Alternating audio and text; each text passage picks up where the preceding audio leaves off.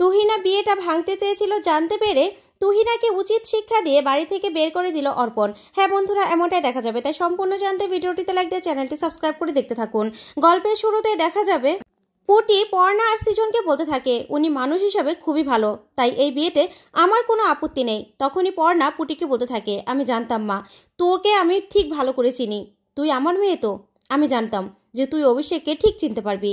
তারপরে দেখা যাবে পর্ণা আর সৃজন মিলে পুটিকে নিয়ে নিচে আসে। ওইদিকে অভিষেক আর অভিষেকের মা খুব চিন্তা করতে থাকে। তারপরে পর্ণা এসে বলতে থাকে এ কি আপনারা এরকম করে বসে আছেন কেন, এবার তো মিষ্টিমুখ করতে হবে। যা শুনে অভিষেক আর অভিষেকের মা অবাক হয়ে তাকিয়ে থাকে। তখনই অভিষেক বলতে থাকে তার মানে পুটি।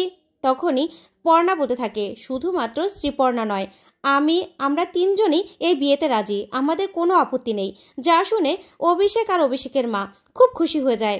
তখনই পুটি এসে দাঁড়ায় আর সবাইকে মিষ্টিমুখ করাতে থাকে। ওইদিকে দেখা যাবে এই কথা শোনা মাত্রই ঈশা একদম তেলে বেগুনে জ্বলে ওঠে।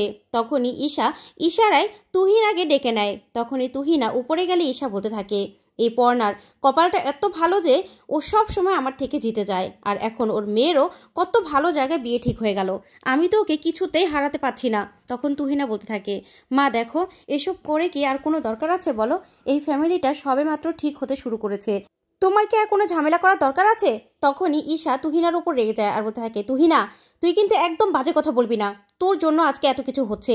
সেদিন যদি তুই আমার প্ল্যানটা ভেস্তে না দিতি না, আজকে সৃজন দত্ত এই বাড়িতে কিছুতেই আসতো না, সৃজন দত্তের স্মৃতিও ফিরতো না, সৃজন দত্ত মরে যেত। ওর জন্য আমি হীরাটা বিক্রি করতে পারলাম না, আমার সব শেষ হয়ে গেল, তুই আবার বড় বড় কথা বলছিস। তখনই তুহিনা বলতে থাকে মা কাউকে মেরে ফেলাটা কিন্তু কোনো সলিউশন নয়, তাই আমি প্লিজ এসব চাই না, তুমিও প্লিজ এটা বোঝার চেষ্টা করো, তুমি কেন বুঝতে পারছো না। তখনই ঈশা বলতে থাকে এই তুহিনা একদম বড় বড় কথা বলবি না, আমি জানি তো তোর বাবাটা আমাকে ছেড়ে চলে গিয়েছিল না, ঠিক তুই তোর বাবার মতো হয়েছিস। তখনই তুহিনা বলতে থাকে ভালো করেছো, সব বুঝতে পেরেছো, তাহলে তুমি থাকো একা। এই বলে তুহিনা রেগে চলে যেতে লাগলে আবারও তুহিনা নিজের মনটা শক্ত করে বলতে থাকে মা প্লিজ তুমি কেন বোঝার চেষ্টা করছো না বলো তো, এসব করে কি এখন আর কোনো দরকার আছে, কেন তুমি এরকম করবে। তখন ঈশা বলতে থাকে একদম কথা বলবি না, শোন তোর বিয়েটাও না আমি এক মুহূর্তে ভেঙে দিতে পারি, আমার হাতে কিন্তু সব কিছু, তুই যদি এখনও আমার কথা না শুনিস না এই বিয়েটা আমি ভেঙে দেবো তোর বিয়েটা। তখনই তুহিনা ভয় পেয়ে যায়।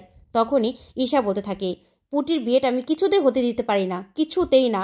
তখন তুহিনা বলতে থাকে মা প্লিজ এরকমভাবে বলো না, আর আমার আর অর্পণের মধ্যে কোনো ঝামেলা তুমি পাকিও না প্লিজ, তোমার জন্য এই সব কিছু পেয়েছি ঠিক আছে, তারপরেও অর্পণকে আমি ভালোবাসি মা, তুমি এটা করো না। তখনই ঈশা বলতে থাকে তাহলে আমি যা বলবো তোকে তাই করতে হবে, বুঝতে পেরেছিস, না হলে কিন্তু তোর বিয়েটা আমি টিকতে দেবো না, তোকেও আমি শেষ করে দেবো। তখনই তুহিনা বলতে থাকে তুমি যা বলবে আমি তাই করব, বলো কি করতে হবে। তখনই ঈশা বলতে থাকে তাহলে তোকে এই বিয়েটা ভেঙে দিতে হবে। তখন তুহিনা বলতে থাকে কি বলছো মা, এই বিয়েটা আমি কি করে ভাঙবো। তখন ঈশা বলতে থাকে সেটা তোর ব্যাপার, তুই কি করে ভাঙবি সেটা তুই দেখবি, আমি কি জানি নাকি তুই কি করে ভাঙবি, কিন্তু তোকে এই বিয়েটা ভাঙতেই হবে। তখনই তুহিনা মনে মনে ভাবতে থাকে যে কি করবে কি করবে।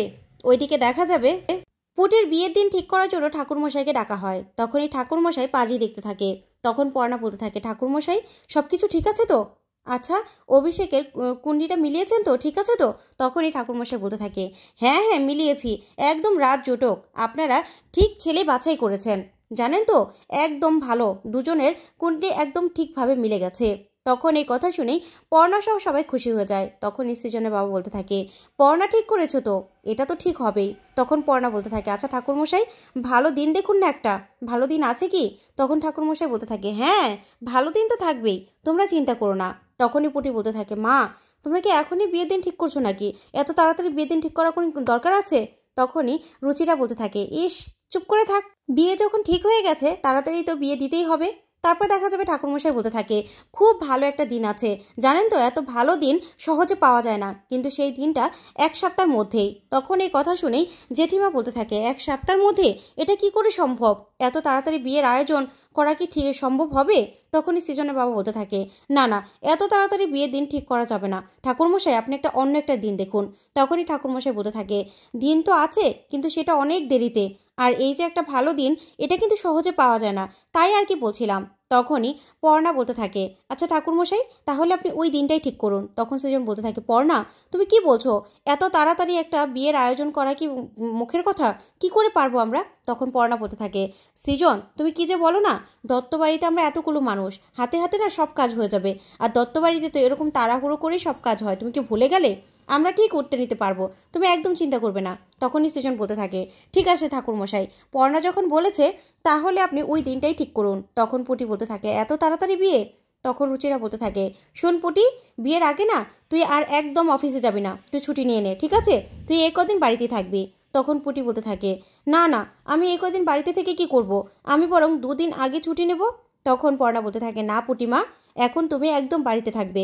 বিয়ের পরে শ্বশুর বাড়ি থেকে না হয় আবার জয়েন করো, বুঝতে পেরেছো? আচ্ছা আমি বরং অভিষেককে ডেটটা জানিয়ে দেই, ওদের কোনো সমস্যা আছে কিনা। তারপরে পর্ণা অভিষেককে ফোন করে। তখন অভিষেককে ফোন করে পর্ণা বলতে থাকে, অভিষেক বাবা, তোমার মায়ের নাম্বারটা তো আমার কাছে নেই। তখন অভিষেক বলতে থাকে, আচ্ছা আমি কি পাঠিয়ে দেবো মায়ের নাম্বারটা? তখন পর্ণা বলতে থাকে, সেটা না হয় দিও, কিন্তু তোমার সঙ্গে একটা জরুরি কথা বলার জন্যই ফোন করেছি। আসলে ঠাকুরমশাইকে ডেকেছিলাম বিয়ের দিন দেখার জন্য। তারা ঠাকুরমশাই না 1 সপ্তাহের মধ্যে একটা দিন, ভালো দিন খুঁজে বের করেছে, আর সেই দিনটা নাকি খুব ভালো। তাই তোমাদের কোনো সমস্যা নেই তো? তখন অভিষেক বলতে থাকে, না না, আমাদের কোনো সমস্যা নেই, আর তাছাড়া বিয়ের জন্য তো আমাকে ছুটি নিতেই হতো। তারপরেও আমি মাকে ফোন করে আপনাকে আমি জানিয়ে দেবো, ঠিক আছে? এই বলে অভিষেক ফোনটা রেখেই খুশি হয়ে যায় আর শ্রীপর্ণার কথা ভাবতে থাকে। তারপরে নিলয়কে গিয়ে অভিষেক বলতে থাকে, নিলয় তুমি না গিয়ে মিষ্টি নিয়ে এসো।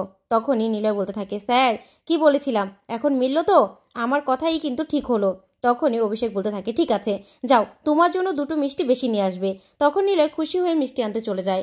ওইদিকে অভিষেক বসে বসে পুটির কথা ভাবতে থাকে। ঠিক তখনই দেখা যাবে অভিষেকের ল্যান্ডলাইনে একটা ফোন আসে। তখন অভিষেক ফোনটা রিসিভ করলেই এইদিকে তুহিনা মুখ ঢেকে তারপরে অভিষেককে বলতে থাকে, আপনি দত্তবাড়ির মেয়েকে একদম বিয়ে করবেন না, ও কিন্তু ভালো মেয়ে নয়।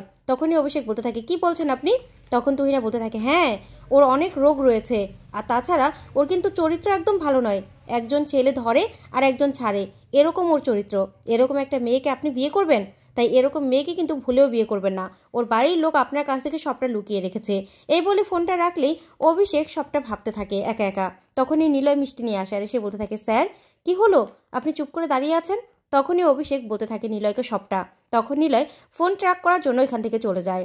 ওইদিকে দেখা যাবে তুহিনা ঈশাকে বলতে থাকে, মা তোমার কাজ হয়ে গেছে। তখন ঈশা বলতে থাকে, আমার কাজ মানে? তখন তুহিনা বলতে থাকে, তুমি না বলেছিলে বিয়েটা ভেঙে দিতে, তাই আমি সেটাই করলাম। তখন ঈশা বলতে থাকে, বাহ, তুই তো একদম আমার মতো কাজ করেছিস, ভালোই কাজ করেছিস। ওইদিকে দেখা যাবে পর্ণারা পুটির জন্য শাড়ি দেখছিল। ঠিক তখনই সেখানে অভিষেক এসে দাঁড়ায়। তখন তুহিনা আর ঈশাও এসে দাঁড়ায়। তখনই অভিষেককে দেখেই পর্ণারা বলতে থাকে, কি ব্যাপার বাবা, তুমি এসেছো? তখনই পুটি বলতে থাকে, আমি কিন্তু জানি না যে উনি আসবে। তখনই অভিষেক বলতে থাকে, আমার পক্ষে আপনার মেয়েকে বিয়ে করা সম্ভব নয়। যা শুনে সৃজন আর পর্ণা চমকে যায়, বলতে থাকে, কি বলছো তুমি? ওইদিকে পুটিও অবাক হয়ে তাকিয়ে থাকে। তখন সৃজন বলতে থাকে, আমার মেয়েকে বিয়ে করবে না, তুমি তো পছন্দ করেছিলে। তখনই অভিষেক বলতে থাকে, হ্যাঁ, আপনার মেয়ের চরিত্র দোষ আছে। যা শুনে সৃজন আর পর্ণা রেগে যায় আর পর্ণা বলতে থাকে, শোনো, আমার মেয়েকে তুমি বিয়ে করবে না ঠিক আছে, কিন্তু আমার মেয়ের নামে কোনো বাজে কথা আমি শুনতে চাই না। ওইদিকে তুহিনা আর ঈশা খুব খুশি হয়ে যায়। তখনই অভিষেক সেটা খেয়াল করতে থাকে। তারপর অভিষেক বলতে থাকে, আপনার মেয়ের অনেক বড় বড় রোগ আছে, আপনারা সেটা আমাকে বলেননি। তখন তুহিনা বলতে থাকে, আপনি কি বলছেন এসব? আমার রোগ? না, আমার তো কোনো রোগ নেই, আর আপনি আমাকে বিয়ে করবেন না সেটা বলে দেবেন, তাহলে এরকম করে কেন কথা বলছেন? তখনই সৃজন বলতে থাকে, হ্যাঁ আসলে অভিষেক, তুমি কি চাইছো সেটাই তো বুঝতে পারছি না। তুমি এগুলো কোথা থেকে শুনেছো? যার থেকে শুনেছো সে ভুল বলেছে, আমার মেয়েকে আমি চিনি। তখন অভিষেক বলতে থাকে, হ্যাঁ, আপনারা সেজন্যই তো লুকিয়ে আমার কাছে বিয়ে দিতে চেয়েছিলেন। যা শুনে কান্নায় ভেঙে পড়ে শ্রীপর্ণা। ওইদিকে খুশি হয়ে যায় তুহিনা রিশা। তখনই পর্ণা বলতে থাকে, তোমাকে এইসব কথাগুলো কে বলেছে? তখনই অভিষেক তুহিনার দিকে তাকিয়ে বলতে থাকে, এইসব কথাগুলো যেন আমি এ বাড়িতে এসে বলি, সেটাই তো শুনতে চেয়েছিলেন একজন। যা শুনে পর্ণা সহ সবাই চমকে যায়। তখনই অভিষেক বলতে থাকে, কি তুহিনা দত্ত, এসব কথাই তো আপনি আমাকে ফোন করে বলেছিলেন, তাই তো, বিয়েটা ভাঙার জন্য? তখনই তুহিনার দিকে অবাক হয়ে সবাই তাকিয়ে থাকে আর শ্রীপর্ণা বলতে থাকে, তুহিনা তুমি এসব বলেছো? তো বন্ধুরা, আজকের আপডেটটি কেমন লাগলো কমেন্ট করে জানাও।